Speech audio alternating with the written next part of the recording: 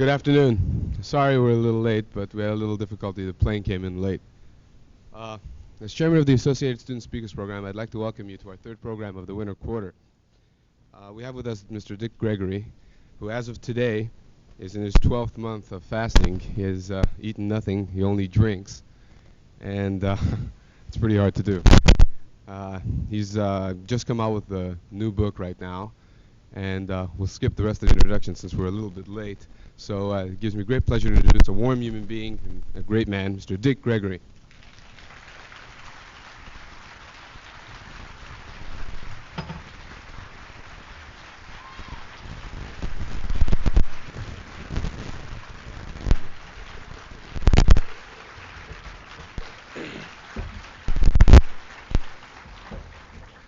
I would like to say thank you very much.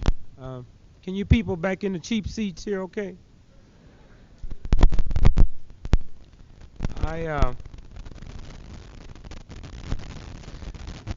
About 10 months ago I vowed I wouldn't eat any more solid food till the war was over in Vietnam, and the reason I mention that to you now is because in case the war should end today, in the middle of my speech,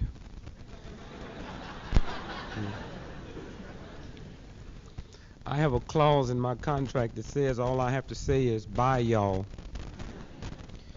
Let me briefly discuss fasting with you. Fasting, you know, the hardest thing about a long fast is the dumb, stupid questions the eaters keep asking. Like after going 10 months without eating any solid food, how do you feel? And when you tell them hungry, they really act surprised. You know. I guess one of the big hang-ups with me on the fast is the people that's close to you, your friends. Whenever you go on a long fast, the people that's very close to you, they really think you're going to die. But naturally, they won't say anything to you about it, you know. They just start acting kind of strange, like you can't borrow money from them no more. Now, let me clear up one thing. There's a lot of people that believe the number one thing that preoccupies all men's mind is sex. Well, I say to you, if you believe sex is the number one thing that preoccupies your mind, you try giving up eating. You know, old rotten, scrawny, beat up half a turnip laying in a garbage can right now would make a fool out of a whole trainload of women to me. I changed planes in Chicago today and this morning and flying in. I'm sitting next to one of them eaters. I'm sitting next to one of these cats that like leaps into his food, right? And he's sitting there eating and reading the Playboy magazine. So when he get to the center page, he nudged me. He said, anytime you see something like this, what does this make you want to do?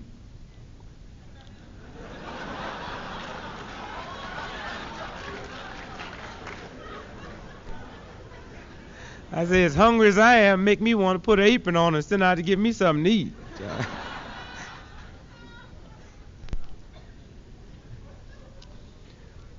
Whenever you go on a long fast, it's always good to kind of psych yourself out ahead of time, kind of program yourself, like say now, I'm going to lose some weight.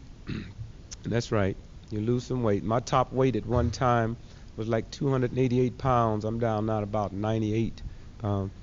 And it really, you just keep getting your clothes taken. I've had these pants taken in so many times. The left pocket's on the right side and the right.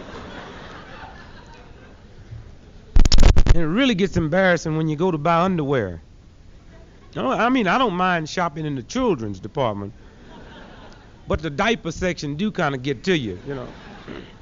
My wife asked me the other day, she said, if the war continues and you keep on losing weight, what are you going to do for underwear? I said, Lipton tea bags. And that's something that really just kind of gets to me. And it's my fault, really, because as many times I've been on a fast, and I always fail to realize that anytime you go on a long fast, you automatically quit going to the toilet. And that's a right I'm just not ready to give up. No, I mean, I get some of my best thinking done in the toilet. So I still go. Yeah, that's right. Like I had a 55-minute layover in Chicago changing planes this morning, so I went to the toilet and sit down. One of them weird cats followed me in. go like this. Thought you wasn't eating. I said, I'm not. He said, well, what are you doing in the toilet? I said, I'm rehearsing.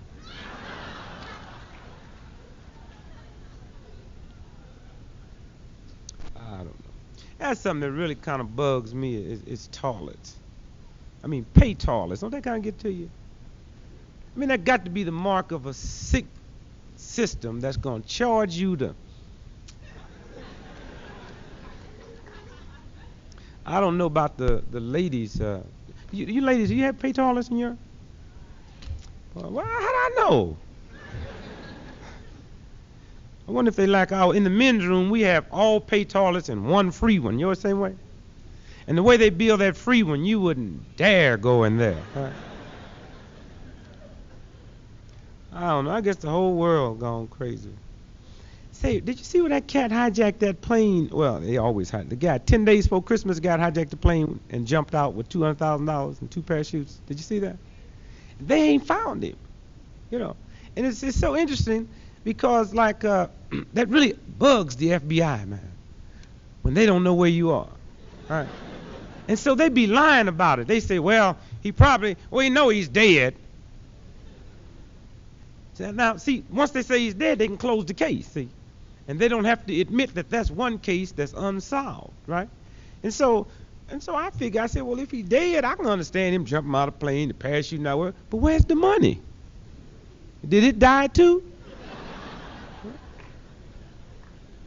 And you know, when I knew the FBI wasn't going to solve that case, the next morning, when one of the high officials of the FBI got on television, and he was so embarrassed, right? He says, yes, we followed the plane from Seattle, and although we haven't found him, we sure that he's dead. Guy said, well, why? He said, well, we just realized where he jumped. And then when you really know they're getting into a bag is when they talk about he jumped out the plane and the wind velocity and the barometric pressures. Now, you know they're fixing to whoop a game on somebody, right? So I called up my cousin who don't know nothing about wind velocities and barometric pressures, and he see right through the trick. So I said, hey, cuz, where you think that cat is, man? And he said, well, I know where he is. You know, and most black folks do know where he is, you know. But we ain't talking. But I'm going to tell you where he is, because my cousin told me. Here's a cat hijacked a plane in Seattle, Washington, traveling east, planes traveling at 510 miles an hour with a headwind 102 miles an hour. So cuz figured it up. He said plane traveling east, 510 miles an hour with a headwind that strong. When he jumped, the wind blew him all the way back to Watts.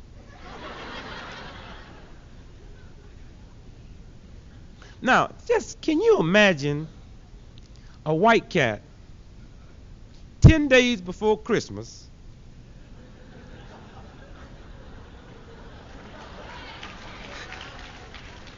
floating down a black cat's chimney with a bag of money? They don't know where he is. He probably there right now trying to convince them black folks he ain't Santa Claus.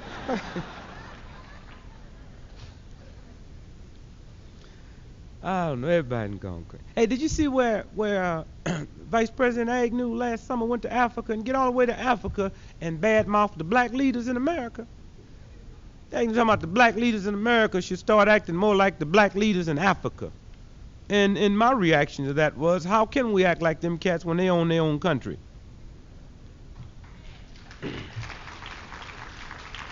Because the reason Agnew had such a good time in Africa, because he was cool while he was over there. Yeah, he knew how to act. That's right. Yeah, he didn't go over there playing no golf, hitting none of them leaders in the head with the ball. Can you imagine if Agnew would have hit one of them black leaders in the head with a white ball? They would have taught him how to play a new game called Can You Outrun a Burning Spear? Blindfold, right? Cha-cha-cha, right?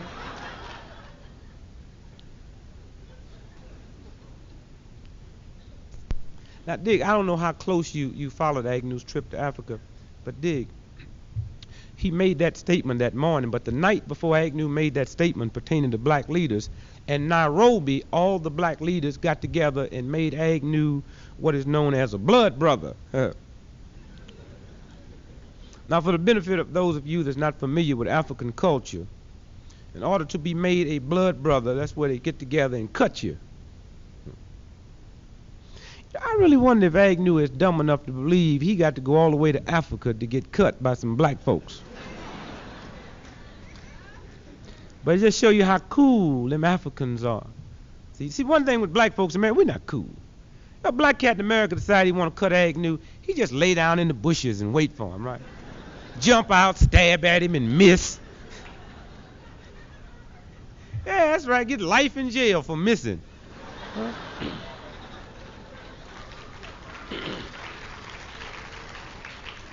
And them Africans decided they wanted to cut him. They did it under the auspices of a ritual. So it's amazing what you can do with bongos. They just went boom, ba-da-doom, ba-da-da-da-da-boom, ba-da-doom. And Agnew got up with his big awkward-looking self going boom, ba-da-doom, ba-da-doom. And they just took turns cutting him. And every time he looked like something was wrong, they look him in the eye and say, "Blood brother."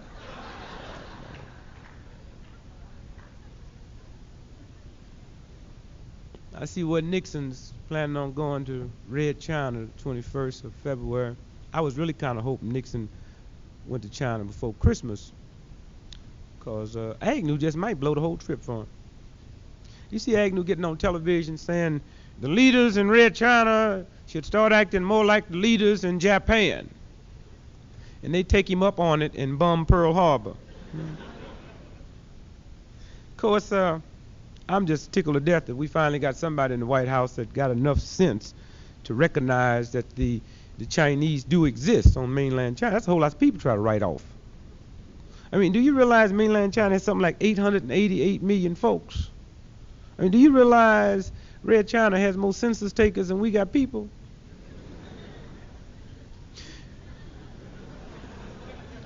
I mean, do you realize 1 out of every 4 people on the face of this earth are Chinese?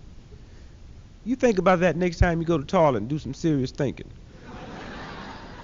You just sit there and go 1, 2, 3 Chinese, 5, 6, 7. You know, with 1 out of every 4 people on the face of this earth being Chinese, don't you think you all ought to know at least 2?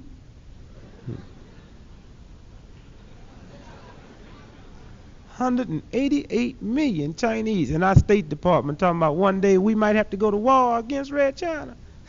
They go by themselves. No. You ever read about me fighting a lot of Chinese, you believe one thing, they stand in front of my house. Now there's a lot of Democrats that believe with Nixon going to Peking this election year, this is going to re-enhance his re-election possibility. They show you how stupid them Democrats are. Anyway, Nixon done messed up the economy in this country. Nixon couldn't get re-elected if he met with God. That's right. And we black folks ain't got nothing to do with it. The same white folks that put Dick Nixon in is going to take Dick Nixon out. Yeah, you get to messing with the jolly green Jesus, baby. Oh, yeah, he messed with the money. Now look at the cost of living in this country. Food so high, it's darn near cheaper to eat money. That's right. I went shopping with my wife, supermarket, a couple of weeks ago. She finished up, the clerk rang it up. He said, that'd be $85. I paid him. He said, where you want me to put the groceries? I just put them in my pocket. No, nothing upset white folks in this country no more than had the money get bad. Yeah, I didn't realize that. See, when the money got real bad that day around the world, when the banks closed up for 7 days, I was in Rome, Italy. I ain't laying up sleep. I got up that morning. I didn't know nothing about it. I walked down the lobby getting ready to check out, and I see all these American white folks crying, acting all funny. I said to myself, now what done happened to my white folks?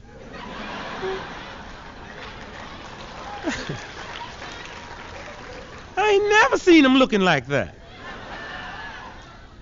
And so far I could ask, This white couple approached me and said, Mr. Gregory, have you heard? I said, no. I said, the American money's bad. They ain't taking no American money.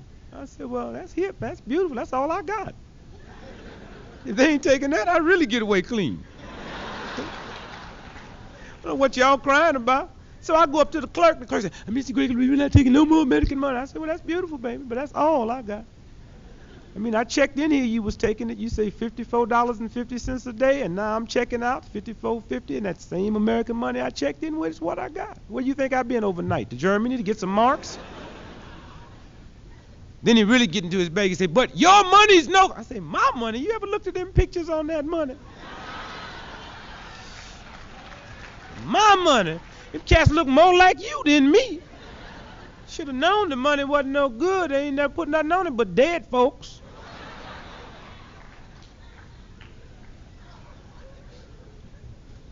Let me tell you, I didn't realize how bad things was, though, till a couple of days ago. I get on the plane. I'm on my way to my seat, and this old white cat sitting there. He look at me and say, can I speak with you, my brother? Say, yo, what? That's right. Things done got so bad, I'm the brother now. Yeah, when everything was all right, I was the nigger and the coon.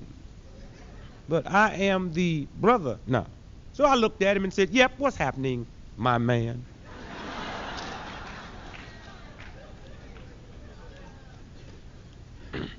He said, they're really making things bad for all of us. I said, who, the Black Panthers?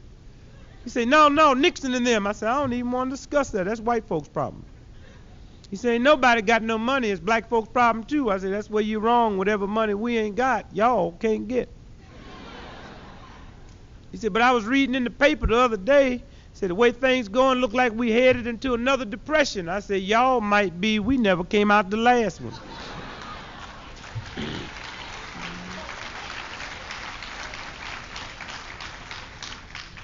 Let me say it's a pleasure to be with you young folks this afternoon. You know, I got a lot of people that write me and get in touch with my office about tape recordings of my speech or copies of my speech. I have no copies and no tape recorders. If you have a tape recorder, please feel free to turn it on. If you haven't got a tape recorder with you, then there's two other ways I can tell you to get hold of the lecture. One is by writing the CIA. And the other way, we have a lot of lecture albums on the market. The latest one, which looks like a bestseller, is called Dick Gregory at Kent University. Let me tell you how to get that one free. You go into the record shop.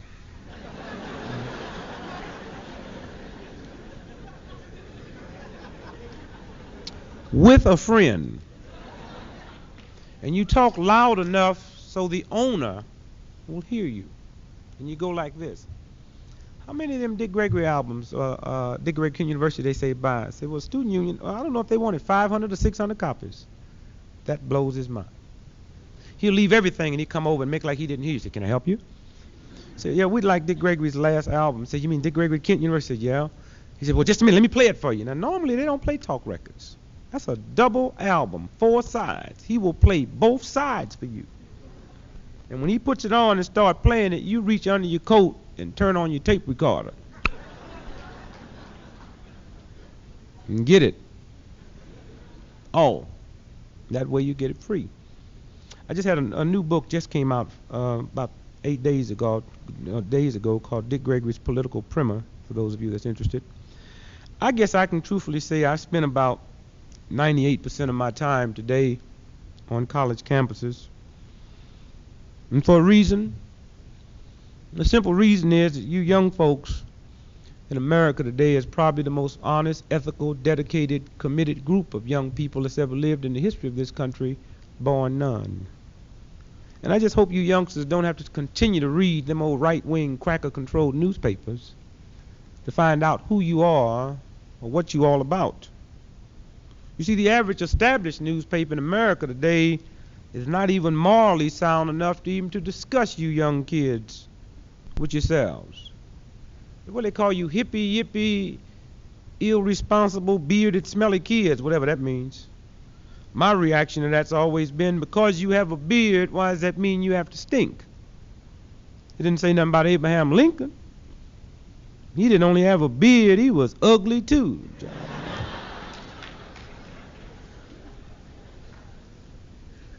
I guess what I'm really trying to say is I hope you youngsters in America today understand who you are, and what you're all about. You know, one of the sad tragedies of America is the newspapers. In a free democratic society, it is very important that the press informs the masses, and that way your society can stay free and democratic for a long time. The sad tragedy in America is the press don't inform anymore. They're so busy selling ads, they haven't got no space left to tell you what's going down. What I'm trying to say is when you live in a society where the press is supposed to inform but do not, it's very important that you young folks devise means of informing yourself. As if you don't, you're going to end up in a lot of trouble. It's a shame that a Ralph Nader on his own, a private citizen, got to tell me that the automobile industry ain't making nothing but death traps when it's really the United States government's job of protecting me against them slimy, degenerate freaks that manufacture automobiles.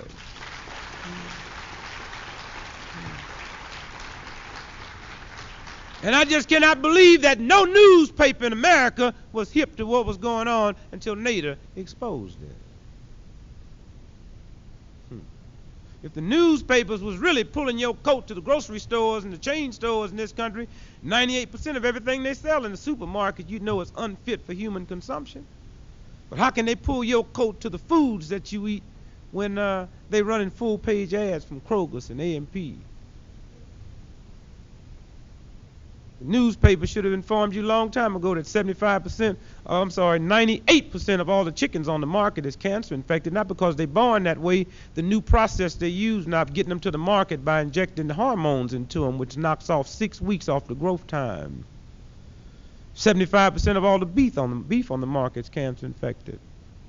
What I'm trying to say is you better devise means of informing yourself. That's very important. When you go to the store to buy something, just read the label. And any words you read, you don't know what it means, don't eat it.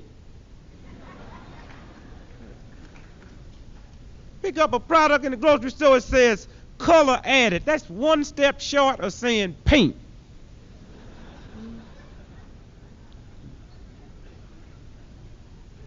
Go to the store and pick up a jar, it says strawberry jam.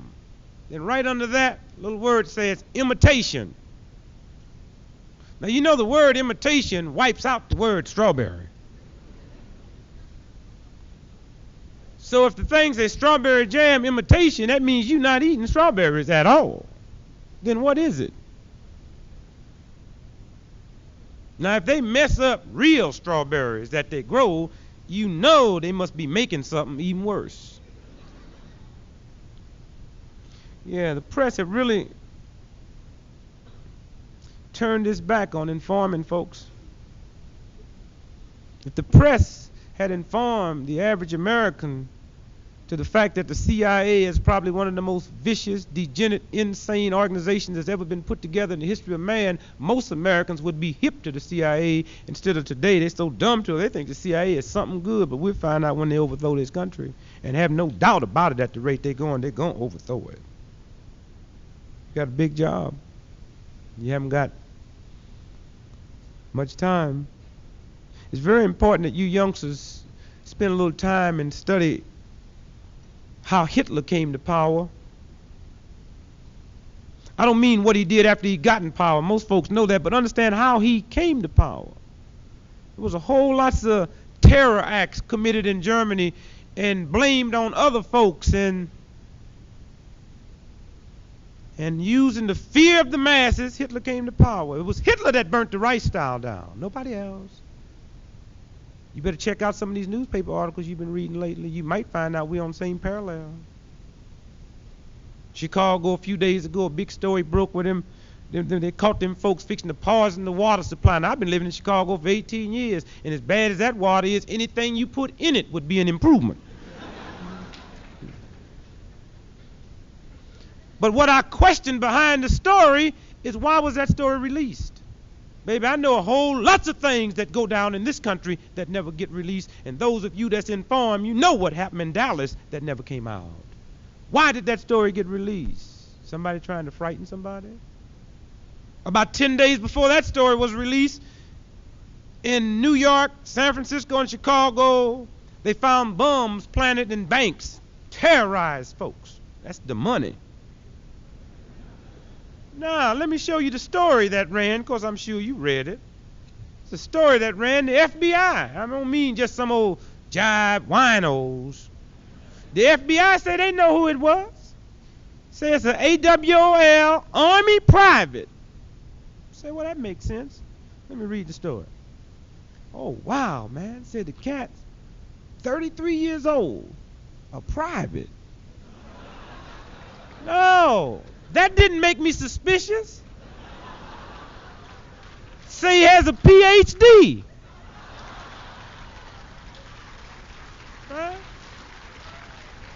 I still didn't get suspicious. This is what woke me up. It says the FBI director said he recently re-enlisted. Yeah.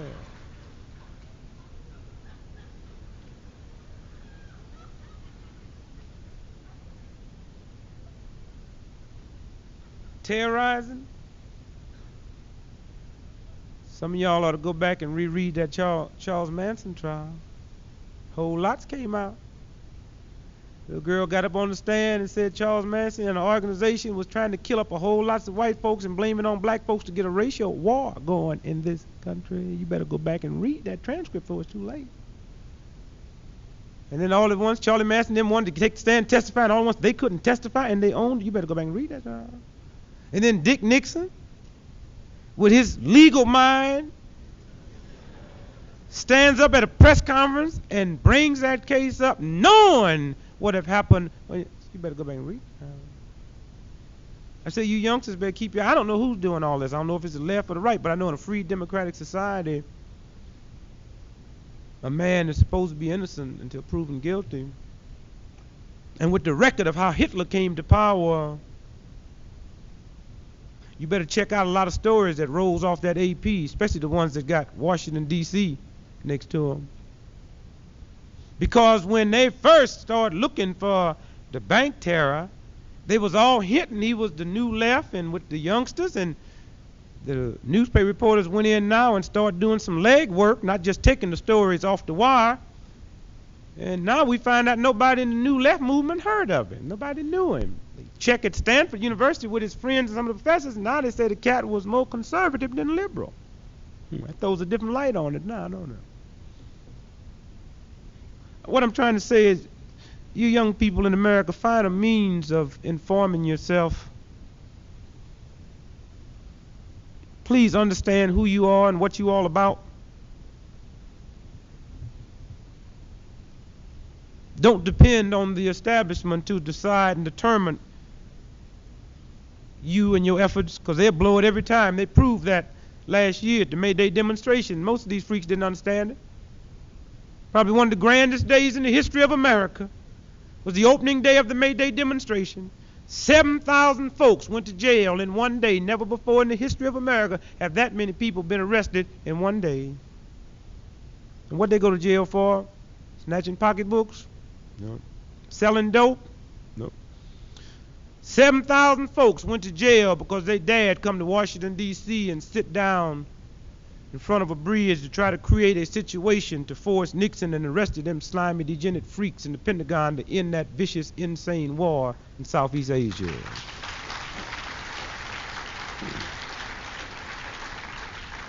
The next morning, Senator Charles Percy of Illinois said that these type of demonstrations tends to hurt the cause of peace because it hardens senators and congressmen toward peace that had been soft. My reaction to it is, so what? Who cares? They didn't end the war when they were soft toward peace. Let them get hard as bricks. You never read in the paper where a senator's son's been killed in Vietnam. You never read in the newspaper where a multi-millionaire's son's been killed in Vietnam? Oh, they send them. Sure they do. Bullets just won't hit them. That's right. It's DuPont's bar. Go around. Oh, I wish I was young enough to get drafted.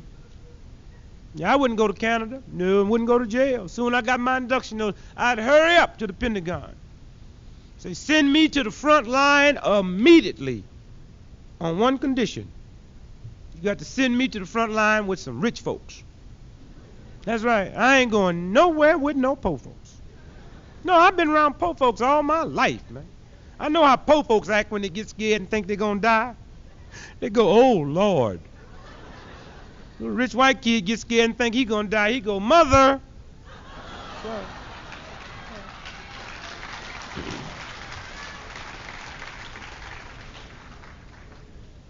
In 4 days of demonstrations in Washington, D.C., they arrested 13,800. And for the benefit of those Americans that didn't understand what happened, maybe they should go to Washington, D.C. and check out the arrest slips of the 13,800. They'll find out that 99.9% of those 13,800 that went to jail was draft age. Then it shouldn't be too hard for them to understand what happened. Yeah. A group of young people came to Washington, D.C. and sit down in front of a bridge to try to create a situation so they wouldn't have to sit down in front of a bullet. Matter of fact, to be honest with you, if we raised the draft age in America today to 75 years old, it'd be a lot of old freaks sitting in front of bridges in the morning.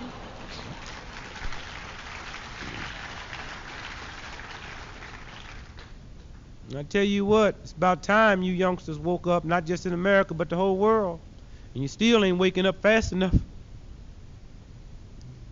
You pulled everybody's coat to the Vietnamese War, but you better go on and pull it some more.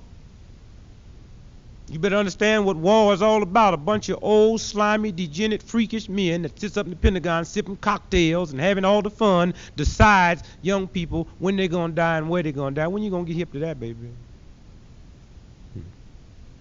Got kids in this country dying on battlegrounds. They don't even know how to spell the name of the country. What I'm trying to say, if you don't preserve your own life, baby, maybe you didn't deserve it. One life you got, baby, ain't gonna get no more. One body, you ain't getting no more limbs. And you gonna let a bunch of chumps that don't even know you and don't care nothing about you decide your faith and destiny. You better get hip. The law of self-preservation, that's one of the most stupid laws man ever come up with, and got nerve enough to call it a law. The law of self-preservation is responsible for most of the evil that's perpetrated on the face of this earth. Yeah, a cat will steal your pocketbook or snatch your eye and hit you in the head with a brick to get some money to eat, because if he didn't do that, he'd die. Law of self-preservation. I got to look out after myself if it means busting your head open. Law of self-preservation is behind every war in the history of man, because he don't call it that, he calls it patriotism. Because he claims that in fighting this war, it will preserve the nation. And the horrifying thing about that is the older folks, the mothers and fathers, are willing to send the kids off to die and be destroyed as long as they can sit back home safe and secure. You want to see that war in Vietnam end, you get a law passed in the morning that say the young kids will stay back home and the mothers and fathers will go to Vietnam. You ain't seen no demonstrations, baby. You ain't seen no towns turn up. Matter of fact, you don't even have to go that far. You just get a bill passed that say, why our beautiful young folks is on the front line of battle in Vietnam, dying for us. We're going to pass a law to say no more alcohol can be sold in America till they come back home.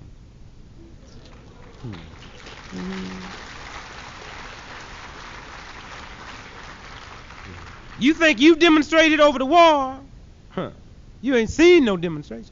Matter of fact, if we got a law passed that said we wasn't going to draft no more people, we was going to send pets to Vietnam, what do you think would happen if a government agent come by your house and try to take your mother's father, dog, or cat?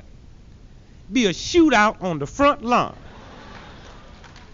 I mean, that sounds funny, but that's very scary when you youngsters got to stop and realize that your mom and daddy will raise more Cain over the dog going to Vietnam than they raise over you going to Vietnam. You better check that out, baby.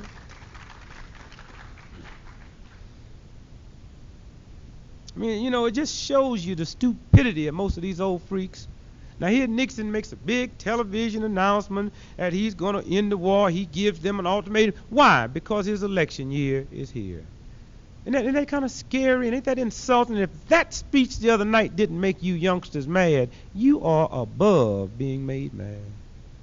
Because what he was saying, if we elected our presidents in America once every 8 years instead of once every 4 years, we wouldn't talk about ending that war for 4 more years, baby.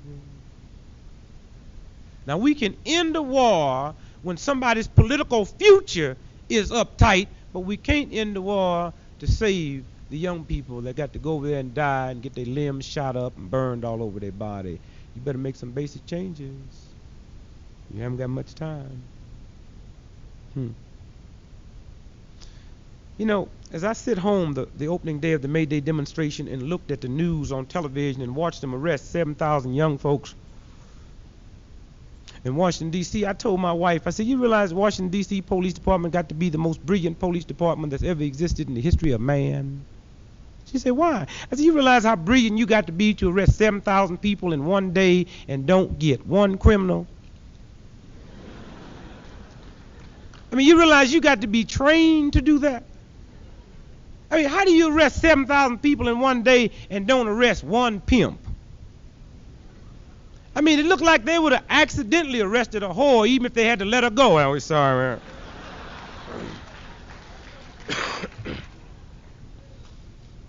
Arrest 7,000 people in one day and don't get one criminal? I tell you why.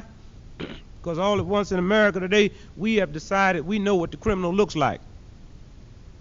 Long hair, beard, sideburns, mustache, T-shirt, sandals. That's him. Get him. Well, you know, Christ would fairly well be in trouble if he ever decided to come back to America today. I don't mean to say he'd be in trouble trying to march on the White House. Christ would be in trouble trying to get in church Sunday morning.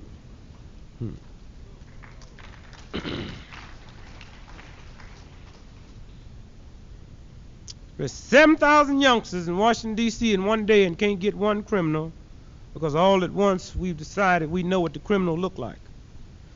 Same police structure that could arrest 7,000 people in one day and not get one criminal, that same police department in Washington, D.C. haven't been able to arrest the cat that blew up the Capitol. You know why? Because he didn't look the way criminals supposed to look. He had on Brooks Brothers suit, clean-shaven face, haircut, shirt and tie. Probably carried that bomb in the Capitol building in a red, white, and blue box with a picture of Jesus on one side and Agnew on the other.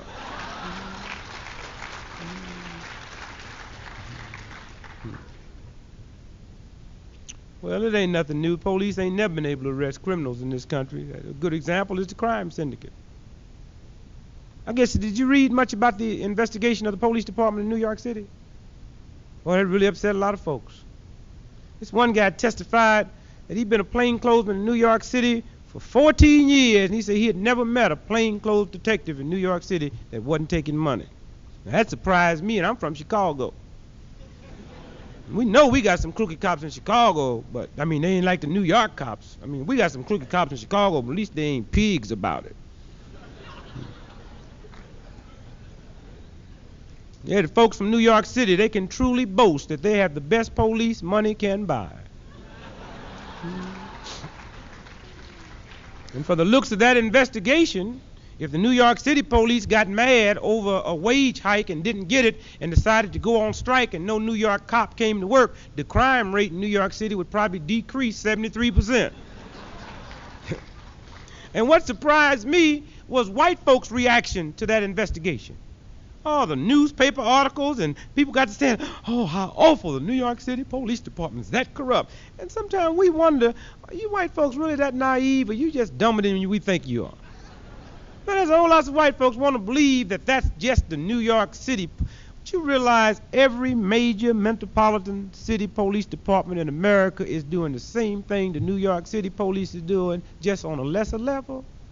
So they spend $5 million to do a commission to tell them that the New York City police is corrupt. And black folks been trying to tell you white folks about your police structure in this country for 75 years, but don't nobody want to listen to us. We tried to tell you, that's right, for free.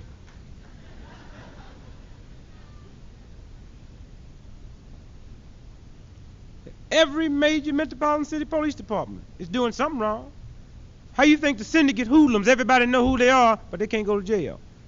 How you think dope pushers and prostitutes work right out on the street corner without the help of the police? I got off a plane today at about, what time I get? About 11:30? About 11:30. And I arrived here at 12:15. And from the time I got off the plane, out the car into here, I'm here. It's 1 o'clock now, so I haven't had nothing to do but ride from here to there. I could leave you right now, and within 15 minutes' time, go out and find me some heroin. You believe that? Some reefers. Now, ask yourself the question, how can I come in here from Chicago, haven't been here 15 minutes that I wasn't doing something, and in 15 minutes time I can find the reefer man and the heroin man, but the Los Angeles Police Department, who live here, work here, born here, some of them, they can't find the same man. There's something wrong, baby.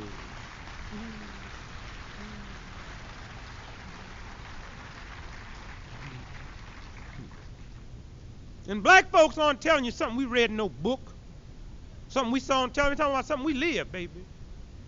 Yeah, something we live. That ghetto is a heck of a trip. Yeah, a lot of people say when niggas come out the ghetto, they culturally deprived. The problem with me is we got too much culture.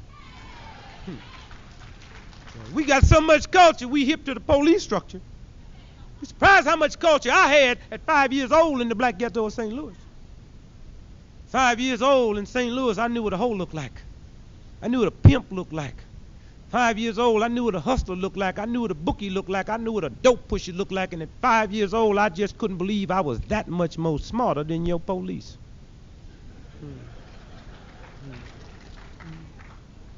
6 years old, I see the cop standing on the corner patting the hoe on the rump. 6 years old, I see the cop standing on the corner laughing and telling jokes with the pimp. 6 years old, I see the cop stick his head through the car window where the dope pusher's sitting. Well, I'm not 6 years old anymore. I'm 39 years old now, and I keep hearing white folks in America saying to niggas, have respect for the local police. And we say to you, you got to be sick, insane, and out of your mind. And if my own mother's behavior pattern was the same as your police structure, I wouldn't have no respect for mom. Every sick, slimy, degenerate nigga in the black community that serves as a detriment to black folks, that white racist police structure of yours, let that nigga function unmolested by the arms of the law. Some of them pimps and them hustlers and them whores and them dope pushers. But when my beautiful black leaders come into the black ghetto, that's not talking about selling my sister's rump. That's not talking about pushing dope in my grade schools. I'm talking about my Stokely Carmichaels and my Rap Browns and my Angela Davis and my Martin Luther Kings, my Malcolm X and my SNCCs and my COREs and my NAACPs and my Black Panthers. I know a lot of white folks hate to hear them terms, but we wonder why them nigga pimps and whores and dope pushers don't upset you the way my beautiful leaders do. We tired. The same white racist police structure that don't deal with them pimps and them whores seem to wipe out my beautiful leaders one by one by one by one. We sick and tired of it, and we're going to deal with it too. There's a lot of people would tell you, there's a lot of people that would tell you that 13,800 folks got arrested in Washington, D.C. in 4 days because they sit down in the street and block traffic. And I say to you today, you cannot go to jail for blocking traffic in America, and if you could, everybody on the freeway would get busted. You do not go to jail in America for blocking traffic. You go to jail for your reason for blocking traffic. They proved that last summer in New York City. Them cats that run the drawbridges asked for a raise and didn't get it. And one morning, they left all the drawbridges up and carried the keys home. And the whole city of New York was paralyzed all day, and not one of them cats went to jail.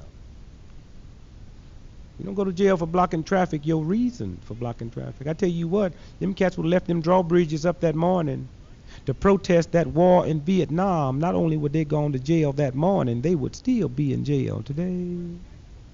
You don't go to jail for blocking traffic. The reason. They proved that a few years ago in New York City, made worldwide news. Early one morning, 20,000 sick, slimy degenerates from Wall Street came out one morning and blocked traffic for 5 hours at a subway stop trying to look at a woman's titties. And what was her name? Francine. Nobody got upset over the titty watchers. Governor Rockefeller have yet to proclaim that titty watching will not be tolerated in my state. J. Edgar Hoover have yet to get on television and proclaim that titty watching is definitely communist inspired.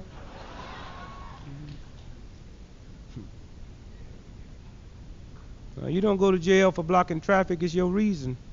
You can block all the traffic you want to block in this country as long as your reason for blocking traffic relate with some sick, slimy, degenerate thought. But you try to block traffic in America for moral reasons, they'll run the United States Army in on you and bust your head wide open. Got a big job, you haven't got much time. I hear a lot of young people now saying the problem in America is a generation gap. You know, generation gap is a moral gap.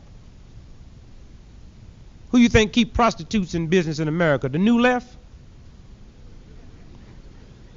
Them same slimy, degenerate freaks that run around talking about law and order, follow them to the next convention. They go to town and buy up all the hoes. I hear a lot of young folks saying that the problem with the old folks in America is we don't understand what you're saying. Don't be no fool. The problem with us older folks in America, we do understand what you're saying. We didn't understand what you're saying, wouldn't be no problem. And every now and then you youngsters got to listen to some of the old folks. You know, we've been trying to tell y'all about them reefers. You won't listen. What's wrong with them? Everything. How you know if you ain't never had none? We know everything. That's why we drink alcohol.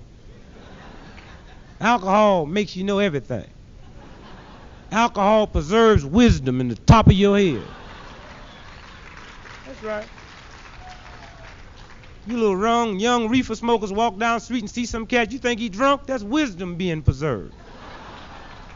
Cat drinks so much and gets so much wisdom, walking straight becomes petty. That's right. You see some cats get so out of it, Jim, they get so much wisdom, they dealing on such a high plane, you don't even understand what they say. And you put them down, you say they're drunk. No, you don't have enough wisdom. If that's the case, two drunks understand. The old folks in America tell you youngsters, leave them reefers alone. You keep saying, well, what's wrong with them? They lead to other things. How you know? We look at you smoke 2 joints, you get a gleam in your eye like you want something else. Let me say something to you youngsters today in America. Anytime you get people that drink alcohol in America tell you about something leading to something else, you better listen to them because they know. You realize 98% of everybody that consumes alcohol in America today started off drinking milk first.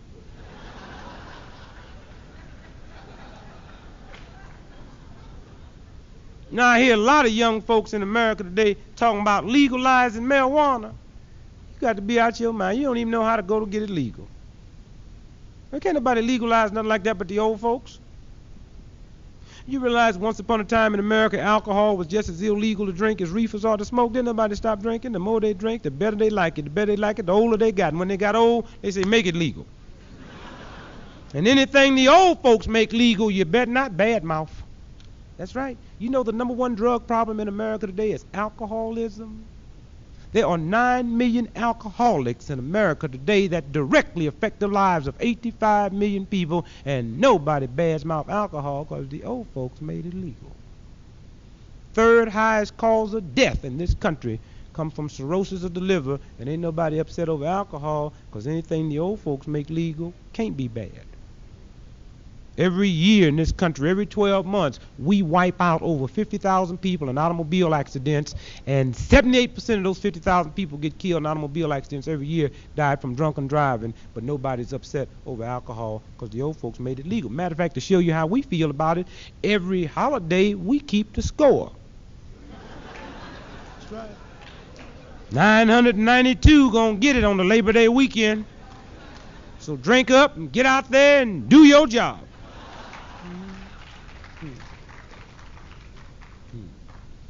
What I'm trying to say is that if you youngsters sincerely want to make reefers, marijuana legal, the first thing you got to do is make the old folks like it.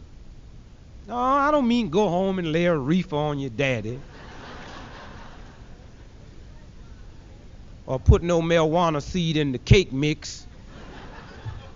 Here's what you got to do if you want to make marijuana legal. You organize the reefer smokers all the way across the country. That's a big job. You can do it.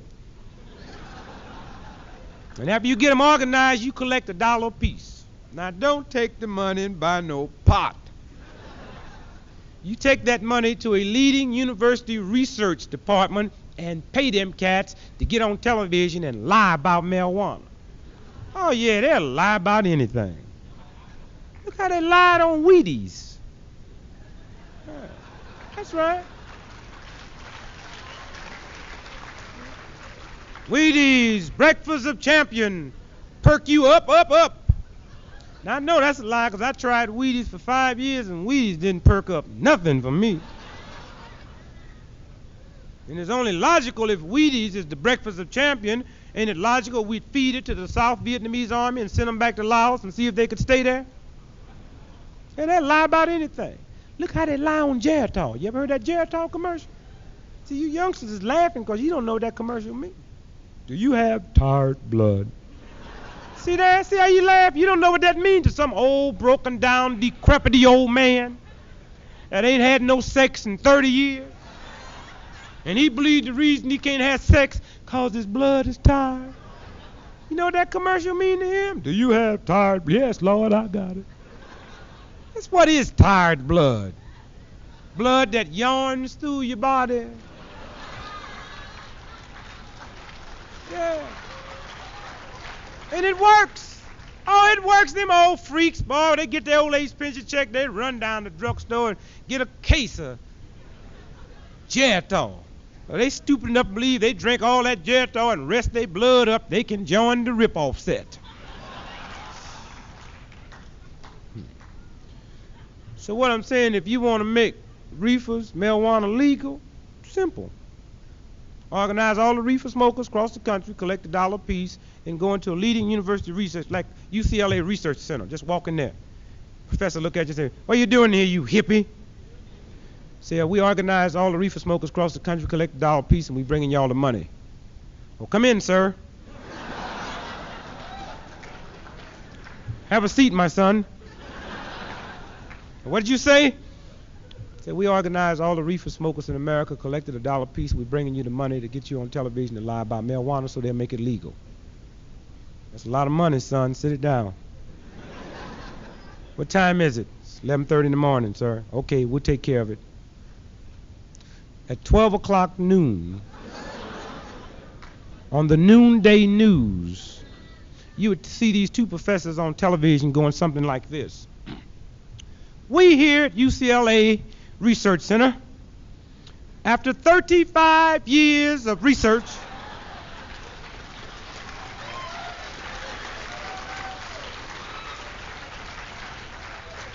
after 35 long, hard years of being overworked and underpaid, paid off this morning. Yeah, we had a tremendous breakthrough. Just walked right through the door.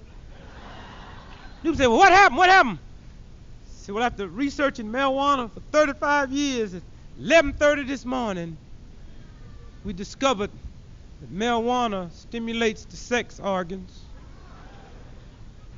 Bye-bye, Geritol, hello, pot. These old freaks thought for 1 minute that marijuana increased their sex potency. I ask you, how many days you think it would take them to legalize reefers in America? 2. And them 2 scientists that got on television and lied about it, they'd end up winning the Nobel Prize for peace.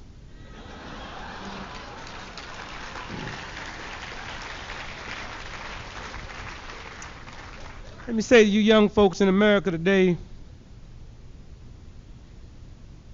at any time you put anything in your body that stimulates your system, be it coffee, Alcohol, reefers, or the harder drugs, you got to pay a price. Not a price to the social cop that you might outsmart or he might look the other way. But nature has a police department, and any time you violate it, baby, she gonna deal with you. As I travel backwards and forwards around the country, I meet so many young folks today that I refer to as revolutionary pimps.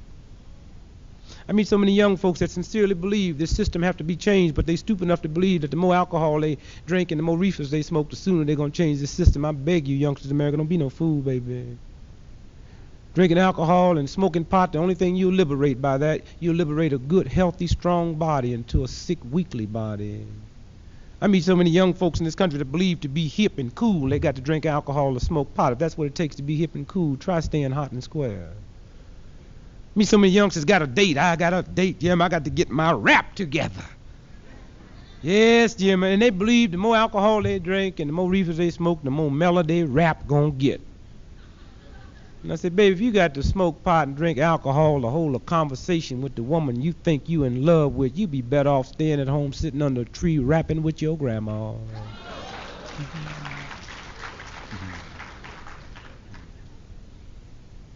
I meet so many young folks that sincerely believe smoking pot is an anti-system act.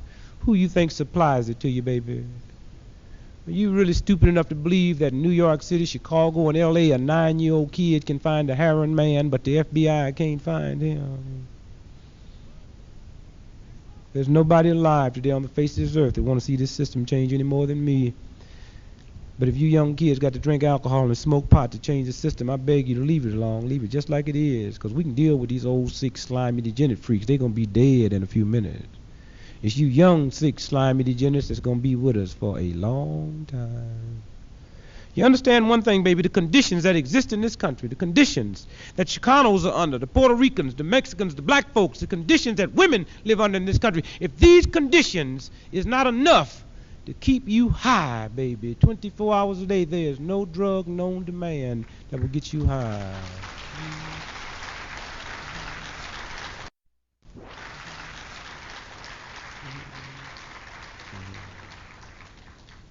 Say to you youngsters, you got a big job. You haven't got too much time. We can't blame it on the communists no more. They used to. That's so sick and tired of these white folks blaming everything good on the communists. Yeah, they never blame nothing bad on the communists. Never say, who stuck up the bank? The communists. Who's pushing dope? The communists. Never blame nothing bad on communists. That's a whorehouse. No, that's a communist house. How you know? Red light been in the window all day. Anything you do good, they'll blame on the communists. Leave here today with picket signs saying, free the Indian off the reservation. They say, that's communist inspired. Leave here with picket signs say, feed hungry Americans. They say, that's communist inspired. So darn sick and tired of them always blaming all the good stuff on the communists. And for these old frightened Americans, you got plenty of them living around this area here that's so afraid of worldwide communists taking over. Why don't them freaks prove that they're afraid of it and use their greatest weapon they have in their arsenal to stop it? That's not your Navy and your Air Force. No. Not your Army. You proved that in Vietnam. Your Army and Navy and Air Force can't stop nothing.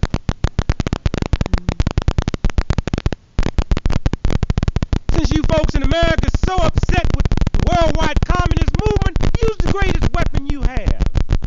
Ain't your gun. You build a big gun. The Russians build one bigger. You build one bigger. They build one. We got guns so big can't even move. You folks that's frightened to death in America of the communist movement, why don't you reach back and take your number one weapon out the arsenal? Why don't you reach back and implement your United States Constitution to its fullest, then tell the rest of the world, now match us now, baby, in humanities around the world. Try that for a change.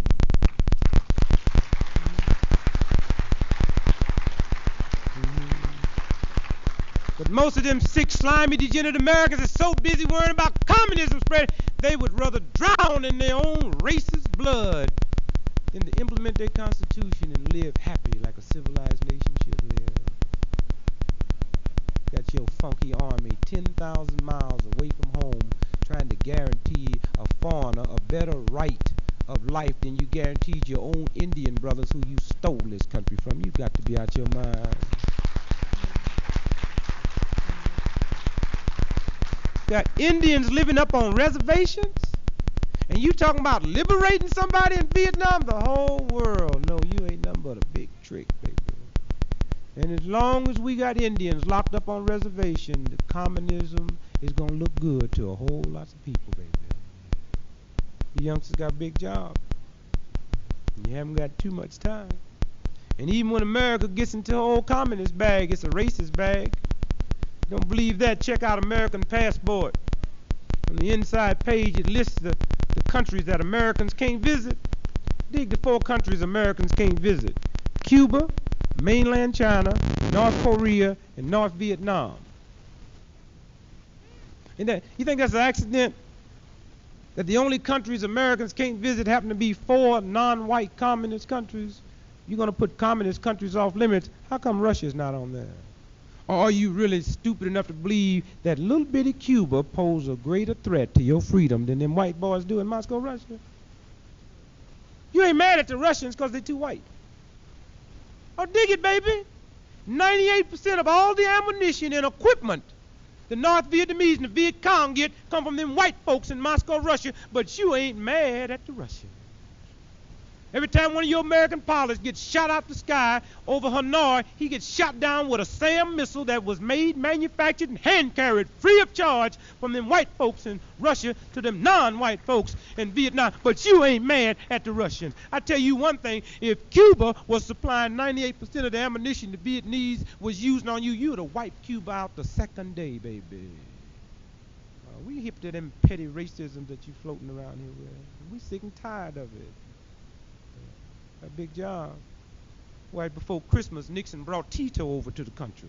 Now, that's such a weird communist. Even the old line communists don't like him. Yeah. Nixon brought him over here and gave him a big old state dinner. When the last time they fed you? Tito got a big old Air Force, all jet planes, and every jet in Tito's Air Force come from America free of charge. You ain't supposed to like communists, but you give that communist Tito all the jets he used in his Air Force, but don't nobody get upset over that, but everybody wants to clown over a nigger on relief. Youngsters got a big job. The very faith and destiny of America today depends on you. You hear many people talking about the problems confronting America today. I say to you youngsters in America today that every major problem confronting America today was created by man. Which means these problems can be solved overnight if you young folks decide to solve these problems with honest, ethical, statesmanship ability and not this sick, tired, degenerate political muscle.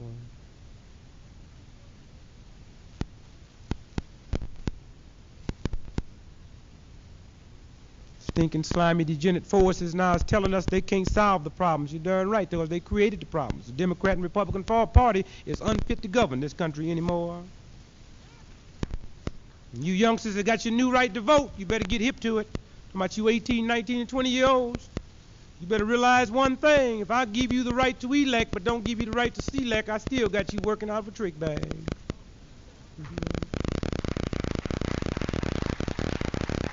You youngsters mess around, make the same mistake we Americans have made for the last 100 years. Every time we go to the poll, we end up voting for the lesser of the two evils. Try that for 100 years, voting for the lesser of the two evils. One day you end up with the evil of the evil. You young people got to form independent political action. So for the first time in the history of America, a statesman can enter the political arena instead of a politician. In times of crisis, statesmen flex their minds while politicians flex their muscles. Got a big job. I get so upset when I read in the paper where 67% of you youngsters that's voting for the first time is registering in the Democratic Party. You out your mind? You really think there's a difference between a Hubert Humphrey and a Dick Nixon? It's a different type of ugliness, that's all.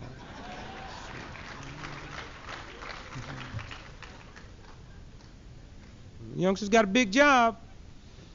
Youngsters got to deal with these so-called educational institutions. You got to make these so-called educational institutions for the first time live up to their name. You got to make these so-called educational institutions educate you instead of indoctrinating you. There's a difference between an education and an indoctrination.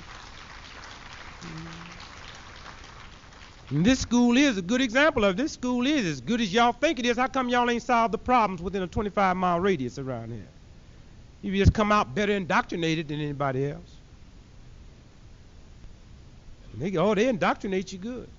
They get through indoctrinating you, baby. You leave here and go up on the Indian reservation and teach, and have nerve enough to teach the Indians that Columbus discovered them. Teaching you how to live instead of teaching you how to make a living. There's a difference, you know. But anytime you live in a country that puts property rights ahead of human rights, it's only normal. They teach you how to make a living instead of teach you how to live. Anytime you live in a country that motto is, let the buyer beware instead of let the seller be honest, that country ain't long to be in existence, baby. Anytime you tell a 3-year-old kid going into a confectionery to buy some jelly beans that he better beware because the seller don't have to be honest, y'all in trouble. If your grade schools and high schools and colleges and universities was teaching you how to live, you'd know about your body, and once you knew about your body, wouldn't nobody have to tell you about alcohol and narcotics. If your grade schools and high schools and colleges and universities was teaching you about your body, baby, supermarkets wouldn't stay open 5 days. That's right. You knew about your body. I beg you, young, learn about that body. Learn how to take care of it. You can't learn these institutions. You better go to the health food store and get them books on raw food and vegetarianism. Get your thing together, because until you clean out your body, you'll never get your mind together. And once you get your mind together, you can deal with all problems. As long as you eat all that garbage and keep your body filed up, your mind filed up, you're so busy dealing with them 6 basic fears. Fear of poverty, fear of getting old, fear of getting sick, fear of death, fear of losing your love, and fear of criticism, that you can't deal with nothing else, baby. I beg you youngsters, learn about that body. Get into raw food and vegetarian and just try it for 6 months or 3 months and see how good you feel. I got to have me some meat. Well, just ask yourself a little simple elementary question. If a steak is good for you, how come cows don't eat steak? Got to have me some proteins. Who told you about proteins? Oh, same cat that told you we was in Vietnam for a good reason, huh? It's not proteins, baby, it's amino acids. And if you learn anything about the body, you will know anything that's important to the body is amino acids. The body will manufacture it itself, baby. I got to eat proteins because the body needs protein. Is that true? You don't have to eat hair to grow hair.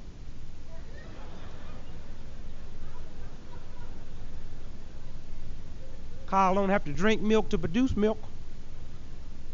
I beg you youngsters to deal with your body. And as you purify that, you purify this country. Got a big job. Got to deal with jail reform. You got to deal with the police powers. You got to understand that the number 1, number 2 most important people in any free democratic society is the fireman and the cop. And we don't pay them nothing and tell them their job's so important they can't even strike. You give a man an important job and treat him like a dog, he'll bark for you one day. Treat him like a pig, he'll oink on you one night. You youngsters, as you deal with this system, you got to move in and deal with this system in a way that our firemen and cops will always be overpaid, so we'll never be guilty of underpaying them. You youngsters got to deal with the old folks in this country. You got to understand that any time the reward in any society of getting old is a lonely old folks home for you, that nation have gone mad and maybe beyond the point of no return.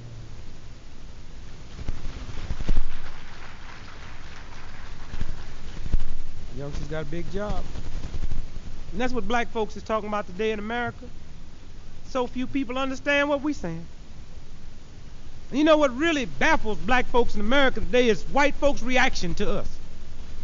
What's wrong with them? Niggas and gone crazy. You know, to be honest with you, niggas got more sense today than we ever had in the history of America. And when niggas was basically crazy, that's when most white folks thought we had good sense. Yeah, he run around goosing me in my rump and rubbing my head for love. Come here, Jabbo, blah, Johnson boss, what y'all? Yeah, when niggas was really crazy, white folks understood us. Niggas run around pressing their hair and make it look like white folks' hair. You thought niggas had good sense. Now niggas just let their hair grow out natural way nature meant for it to grow out. All at once we militant now. Long as we was looking like you, running around the street, chocolate-covered white folks, you thought niggas was good Santa. That's when we was crazy. Black woman running down the street with a blonde wig on, that don't scare you at all. That should scare you to death.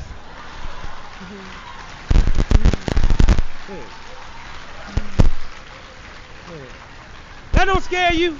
No, that don't scare you. Nappy hair scares you. What is normal scares you. What is abnormal, you freak out over. No, makeup is cool for those that need it.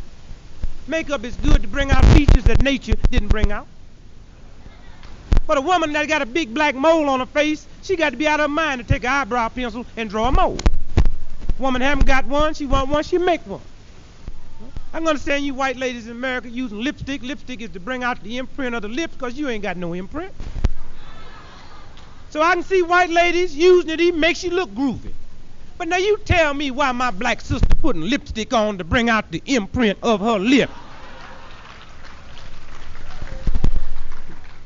I can understand you white ladies putting eyeshadow, darken up your cheeks here so the whites of your eyes will show. But now what my black sister got business putting eyeshadow? I know a girl so black, she blacker than the eyeshadow. Yeah. She put the eyeshadow on, it lightened up her face so much you can't even see the whites of her eyes.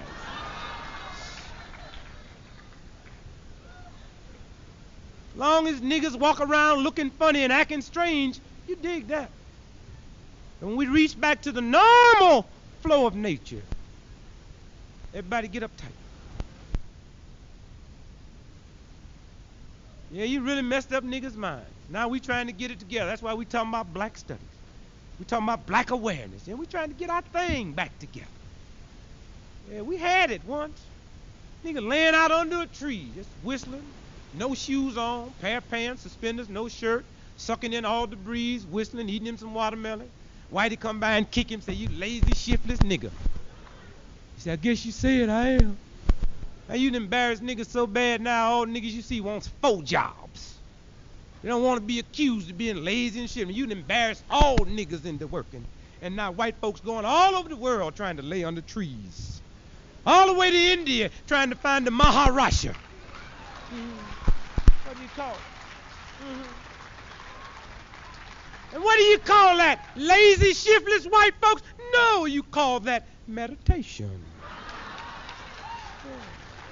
All right. Black folks came through a system that was so hostile and had so much hate. I said, why do I got to go to that system to put me and my black woman together? A system that hates me is going to tell me we married. I'll just marry you myself. Oh, white folks told me I was shacking. Every baby we had said it was illegit. And they just scared niggas. We don't even want to be in the house with our own mother no more. White folks accuse us of shacking. And now that we decide to run down and get married, niggas getting married that ain't even married just so they won't be accused of shacking.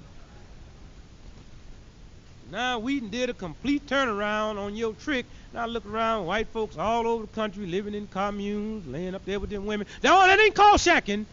No, free love.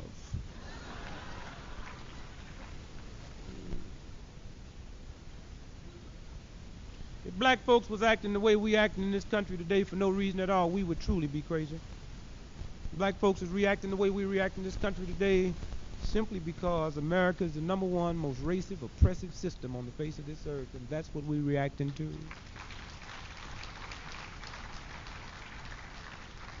A lot of white folks in America fail to realize one thing, that the same universal intelligence bank that put white folks' head together also put black folks' head together.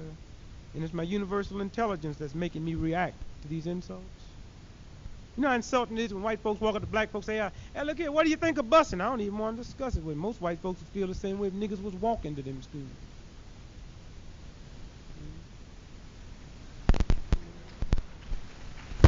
What do you think about crime? I don't want to talk about it. When you white folks get sincere about ending crime, you break up the crime syndicate. And once you do that, we know you taking care of business, baby. You got the formula for breaking up the crime syndicate. Yeah, you got the formula.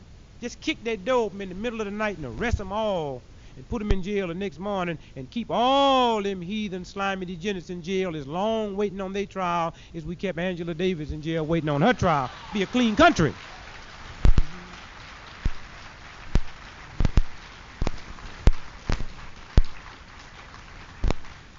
We're tired of these insults, and all we're doing is dealing with them. No more, no less. You know how insulting it is as I lay in my bed at night and get to thinking sometime, had a German killed my father during World War II. Had a German killed my father in 1942. I was just 10 years old, man. I'm 39 years old now. It means I would have gone 29 years without a father, which is no insult because when daddies go to war, they go to kill or be killed. The insult is the same German that could have killed my father in 1942 and made me go 29 years without a daddy. That same German today can come to my father's country and live in a neighborhood you would not permit my daddy's boy to live in.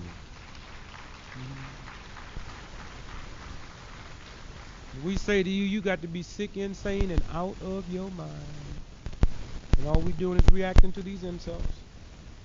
Every major black community in America, the police patrols our neighborhoods with double-barrel shotguns.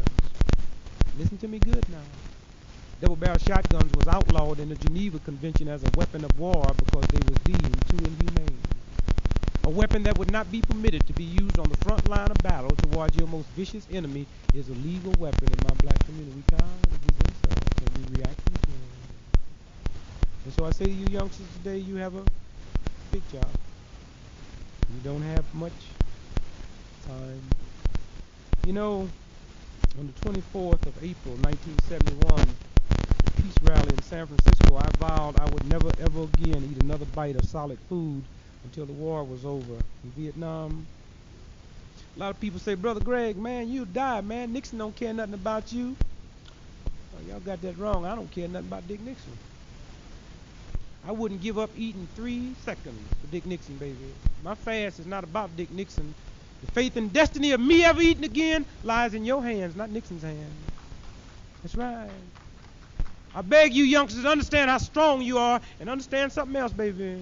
Nixon should never get on television and tell you when he's going to end the war. You strong enough to get on television and tell him when he better end it, baby.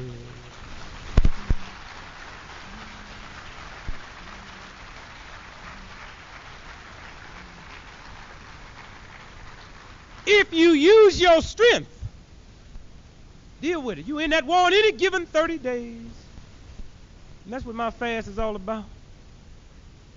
You don't fast to change the hearts of tyrants. You don't fast to make bad people good people. You fast to organize all the ethical forces together. When that power come together, the bad forces got to move over, baby. The bad forces in this country have controlled this country for 400 years, and for the first time, we got enough good force to get together and say, move over, chump, we coming through, if you organize your forces. You youngsters organize across this country and call for a nationwide boycott of eating chicken, call for a nationwide boycott of eating turkey, chicken and turkey, till the war's over in Vietnam. The whole poultry industry would have to join the peace movement with Colonel Sanders leading them freaks.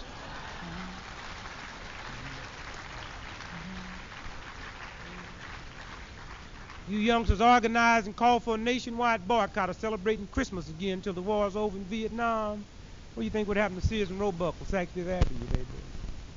You youngsters, understand your power now. Understand your power. Nothing affects this country no more than when you clamp down on the Jolly Green Jesus. And you tried everything else and it didn't work. You tried burning American flags. These freaks will manufacture more American flags in 1 hour than you can burn in 10 years. You tried carrying the Viet Cong flag. They'll manufacture more Viet Cong flags than you can carry. That didn't end it. Jump on this dollar. Try that. You organize and call for a nationwide boycott. Call for a nationwide boycott of buying General Motors products in this country until the war is over in Vietnam. What do you think would happen? See, the chairman of the board of General Motors, baby, he do not have to go to Washington, D.C. and sit in front of a bridge to get Dick Nixon's attention.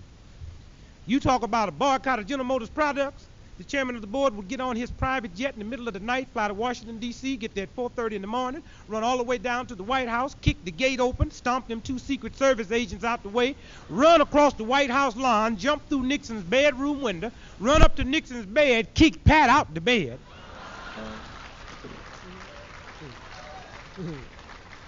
Reach down and grab Dick Nixon in his pajama shirt collar and snatch him out the bed and say, boy, you let that war in Vietnam affect the stock in General Motors and we will run you out the world, baby.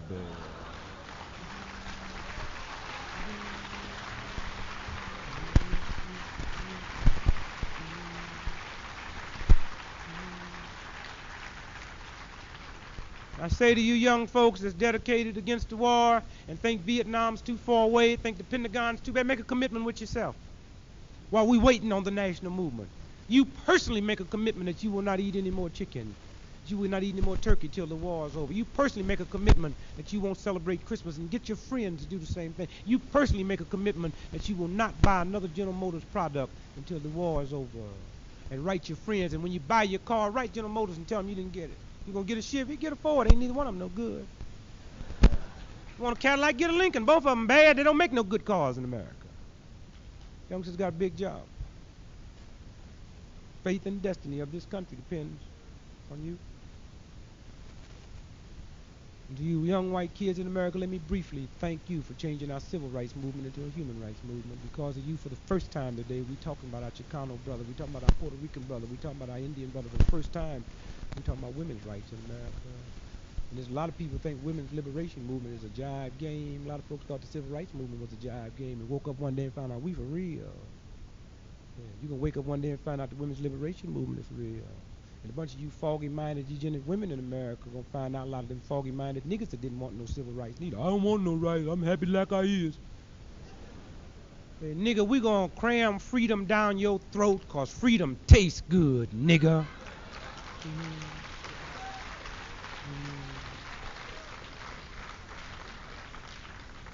We going to cram liberation down you women's throat because it's nice to be liberated. And if you don't like it, go shackle yourself to a tree. And to you white ladies in the forefront of the women's liberation movement that keep wondering where my black sister is, why she's not there, she down in the black ghetto fighting to survive. We beg you white ladies that's in the forefront of the women's liberation movement, we beg you to understand black problems. Understand what this system did to us so you can get around it so it won't mess up your movement like it tried to mess up ours. And understand, white sisters in the head of this movement that's talking about birth control, beautiful, baby. Just keep it in the white community. Because when you bring birth control to the black community, we call that genocide. I know a lot of white folks don't understand that. But you understand infant mortality rate. Black folks' infant mortality rate is twice as high as you white folks. For every one white baby that dies at childbirth, there's 2 black babies. If you can ever convince my sister to have the same amount of babies you have, you wipe us out in the maternity ward. And so we're not going that route. This black women ain't never had no babies because we don't need nobody to come down and tell them they don't have no babies. They don't want none, they won't have none. So we say keep birth control in the white community because y'all need it there. There's too many white folks. No. Wait a minute. No, wait a minute. Now, I don't say that to be facetious. You see, but the country's overpopulated. There's 20 million blacks in America and 180 million white folks, and they keep saying niggas like to screw. Well, the record sure don't prove it now. Yeah. For every 1 black in America, there's 9 whites. It's just too many of y'all. And you should use that birth control some kind of way.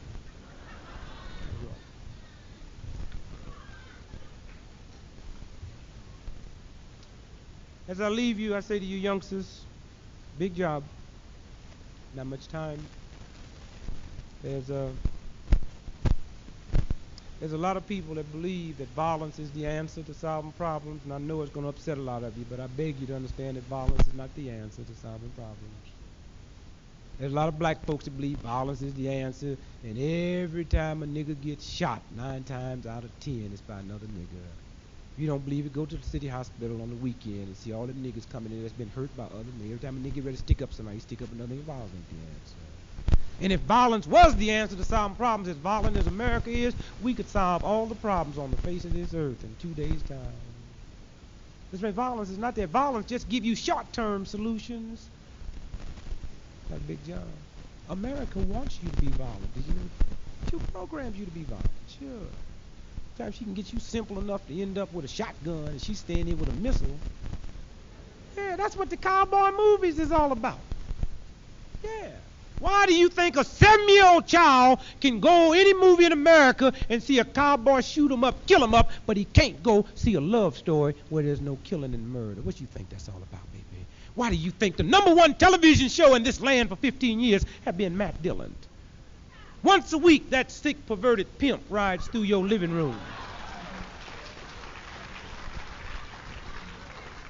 shacking up with Kitty. 15 years that chump ain't changed outfits. 15 years he wear the same thing and you don't care because he kills good. Better dig it, baby. Program little kids. You don't believe that? Any of y'all ever look at those cartoons on Saturday morning? Those of you that have them, I beg you to get up Saturday morning and look at those cartoons on television. Bugs Bunny, man. We use 15 minutes worth of dynamite all through the cartoon. That's right. You see more dynamite being used on Bugs Bunny cartoon than you see on all the war film coming back from Vietnam for the next 3 months. Sounds funny to you, but it ain't funny to them kids. That's a plant there, baby. You plant it, it'll grow. You got to reap it one day. Violence is not the answer. For every gun you can come up with, America got a tank. For every stick of dynamite you got, she got a missile. The one thing you young kids have that America can't deal with, the one force you have that she can't match, that's your moral force. And I beg you youngsters in America today to rally behind morality. Rally behind that moral force. Understand that when you muster an army together that's willing to die for what is right, you will frighten the death out of an army that's willing to kill for what is wrong. You got a big job. You don't have much time. Thank you. Thank you. Peace and freedom.